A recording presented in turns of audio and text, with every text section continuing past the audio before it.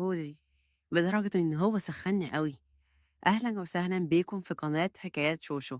صاحبة القصة بتقول: أنا اسمي أم كريم، اتولدت وكبرت في قرية ريفية في محافظة الغربية، واتجوزت فيها، وجوزي كان مسافر بقى له 5 سنين، وبينزل أجازة كل شهر، وطبعًا أنتم عارفين عادات وتقاليد القرى، وإن ما حدش بيسيب حد في حاله، وكان أهل القرية دايمًا بيطلّعوا عليّا كلام مش كويس، عشان كان في يوم حد شافني في مرة واقفة باهزر مع بياع الخضار في السوق، وكان قدامي واحد جارنا اسمه عادل في سن ابن كريم، كان عنده 25 سنة.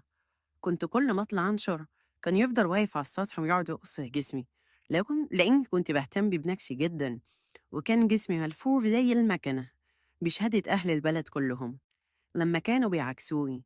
المهم عادل كان دايما يقف يبص عليا لحد ما حسيت إن هو في حاجة عايز يقولها، وطبعا كان خايف أو مكسوف لأني صاحبة أمه وكنا دايما بنقعد سوا.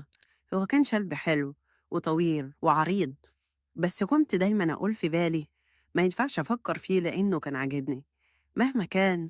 هو صاحب ابن كريم. وفي مرة نزلت الصبح أقعد مع أمه شوية في الوقت اللي أبوه بيكون فيه في الشغل.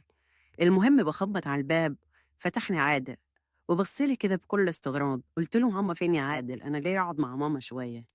أول ما دخلت لقيت أمه كانت بتروق الشقة، وكانت بتزق كرسي الأنتريه عشان تكنس تحته.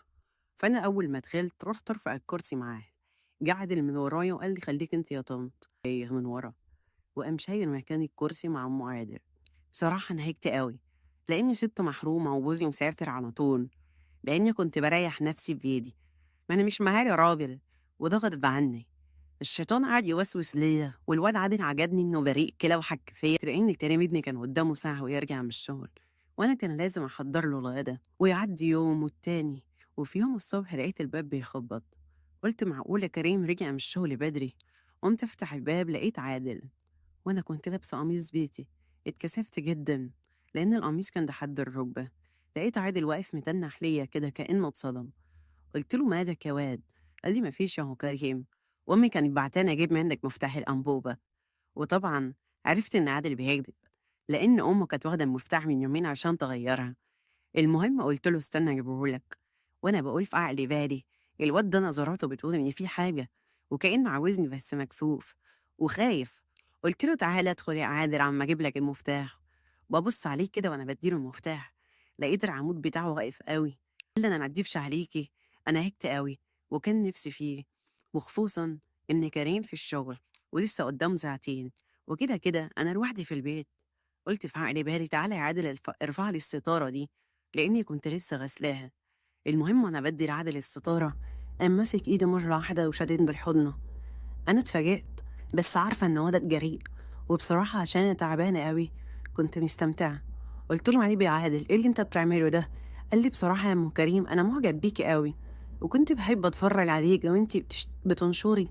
وقعد يحلف لي: "ما تخافيش، أنا عمري ما هانطق بحرف قدّام حد." ما اكدبش عليكِ، أنا اتطمنت شوية، وبقيت أحضن فيه أوي، لغاية ما شدّني، وخدني وقعد ياكل فيهم. أنا استمتعت جدًا، وكان نفسي أقول حد يريحني، خصوصًا إن جوزي بعيد عني. لقيت عادل مرة واحدة قام رافع، كان مشتاق أوي، وباين عليه إنه غايب، وأنا نفسي لحد ما حطيت إيدي تاكل في المصاصة شوية، لحد ما بصيت في الساعة لقيت إن كريم قدامه نص ساعة بييجي من الشغل. كنت مستمتعة أوي وما كنتش عاوزة أقوم، لكن كوّنت عادل من تبقى مشكلة، ومن يومها وأنا ندمانة أوي، ونفسي أبطّل وأبعد عنّه، لإني أنا اللي باشتاق له، ودايمًا أنا اللي أقول له عدّى عليَّ لمّا كريم بيروح الشغل، لدرجة إني حسّيت إن أنا متجوّزاه هو، لإنه كان بييجي لي أسبوعيًا. أعمل إيه؟ لإني عاوزة أبعد عنّه، ومش عارفة خالص،